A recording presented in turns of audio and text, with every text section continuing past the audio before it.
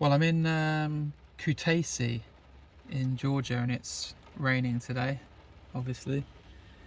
So I thought I'd give a little 6-month review of my trip so far. Um, and a lot of people have been asking what I was doing before this, so we'll start there. Up until about 6 years ago, I was a management consultant working in, offices, businesses around the country, really. Yeah, just I didn't hate it, but I wasn't comfortable working with all these abstract concepts and annoying people bothering me. I just wasn't very happy, and yeah, after just one particularly boring meeting, I decided to quit, and yeah, that was the best decision I've ever made, really. Um, I got to serve out my 3-month notice period at home, and I went onto eBay and I found a trailer for my car, and I converted it into a little mobile kitchen. And yeah, within 3 months, I had started my own little mobile catering food business, selling Asian kind of street food around my local area in the evenings. And yeah, it was a lot of hard work, early mornings and late nights, but I'd finally kind of freed my mind, because I was just working with my hands. My mind was just free again from all these business transformation programs and efficiency, cost efficiency, and all this stuff, and people who I would never spend time with normally, and a suit I would never wear normally. I was finally just like, I felt myself.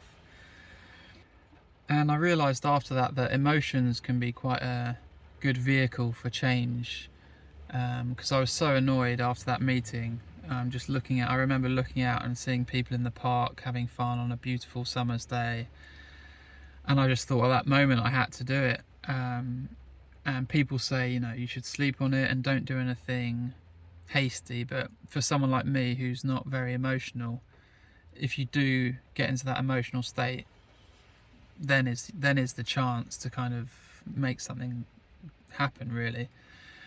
And yeah, things went well for quite some years. Business was okay. I had a nice house, nice marriage, and then things came crashing down.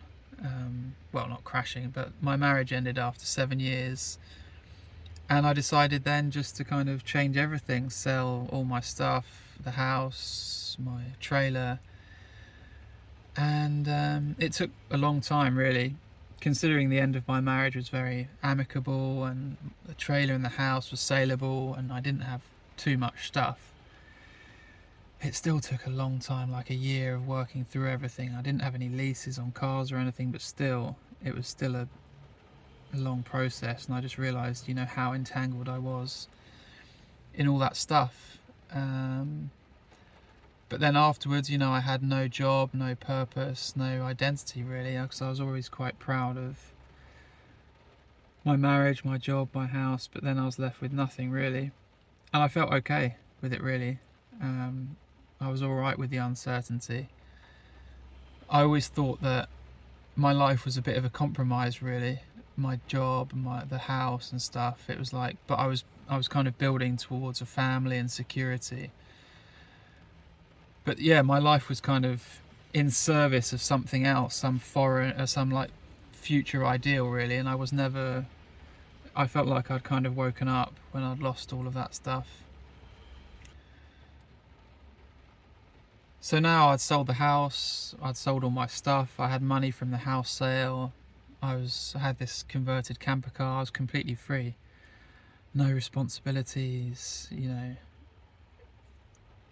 But I, like many other people, thought that if only, you're free from whatever, your job, your financial burdens, your family, your relationship, then you can be kind of free and peaceful. But it's taken me about, a good 6 months just to be able to like chill out in one place, really. Earlier on this trip, I was just constantly moving from one thing to the next, just filling my days like charging around, constantly looking for new places and new experiences. And it's been nice just to, spend time on my own. It's like a superpower, being able to be happy on your own, compared with people who need company and relationships to feel okay. They can't really like leave their support network, whereas if you are okay in your own company, it's much better for to be able to live more freely, really. And recently I have been spending more and more time alone. I still feel the need to kind of fill my time with content like YouTube and downloads and podcasts and audiobooks.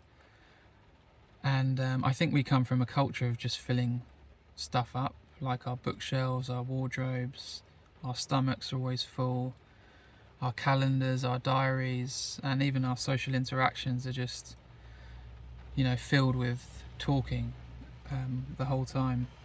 So that's where I'm at the moment. I'm trying to cultivate more space and more silence rather than kind of passive consumption. Is more active engagement in life, really, and not relying on secondhand content to fill my thoughts. And that's it. That's where I'm at, really. And what next for me?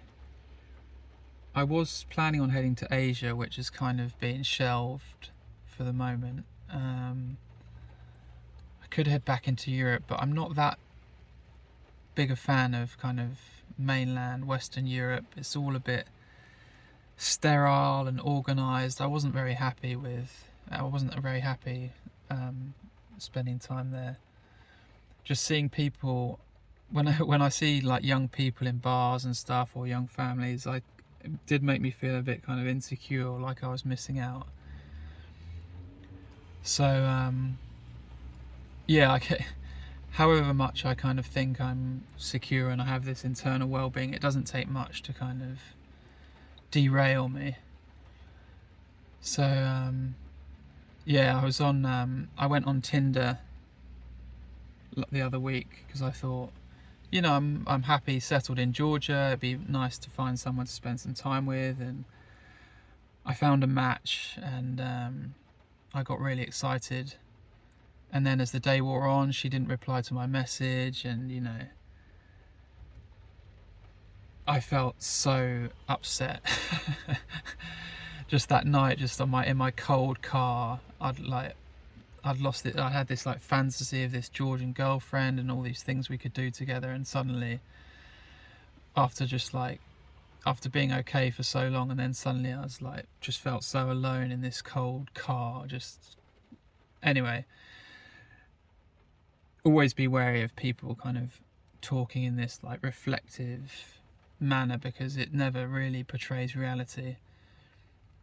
Monologues and interviews and podcasts and stuff, they're as unfaithful to reality as Instagram filters, really, because it's very easy to kind of talk in these terms, but the reality of life is often a little bit different.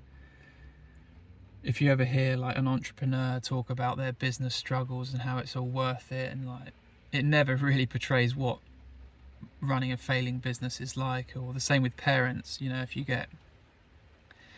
you talk to parents, they'll say like, oh, it's tough but worthwhile, and then you actually realize, being a parent, the amount of like, I don't know, logistical challenges and the inventory of kids stuff, and like this, even their leisure time, the meals, is like you're managing the meal and you just got this constant flow of tasks to do, and even then you have to outsource a lot of it, like childcare, transport, cooking, and all this, like, and yet when you get them like their moment to have a coffee and they're suddenly like they have space to think about it, it's like, oh yeah. But always be wary of believing anything anyone says, really, because the context in which they're saying it you always detach from the reality of it. But anyway, I think I'll wrap up here. But yeah, I really do like this lifestyle, having this little mobile heated home. It just keeps me warm, dry, safe. Just being able to wander around a free and safe part of the world is just such a wonderful thing. Most of the world is free and safe. Like it's brilliant just to be able to do this. So I'm very happy and grateful. I've kept up, like running twice a week has really kind of helped me out, just to be able to get outside for like a couple of hours in the day is just, it's a great thing, because this is actually quite an isolating feature. Even though it gives me freedom, it's like thinking back to when I was backpacking in Asia, like out on the streets in flip-flop, you're like really part of it on trains and stuff, whereas this I can kind of, you know, I'm always just parked on the edge of town, like looking out my windows at people. So it's nice to be able to have a means of getting outside. My YouTube channel I'm really enjoying, because just to have an outlet for some self-expression, living this lifestyle is very peripheral. Even when I meet people like in Tbilisi, chatting to people in a bar, it's very superficial, and it's often in a kind of second language for them. So it's like, to have something like this where I can actually express myself, I realise is actually a very good thing for me. And I also before I left, I bought this travel guitar,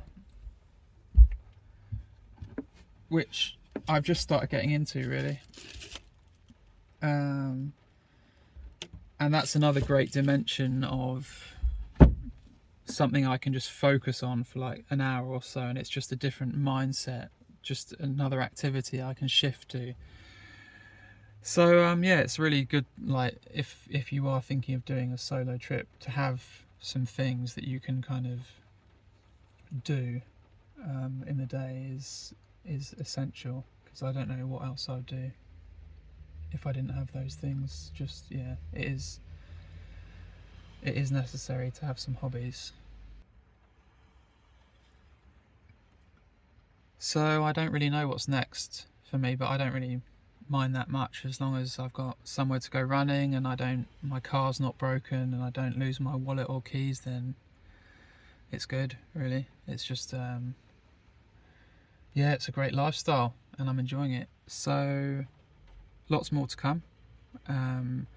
As always, thanks for following along, and I will see you soon in the next video.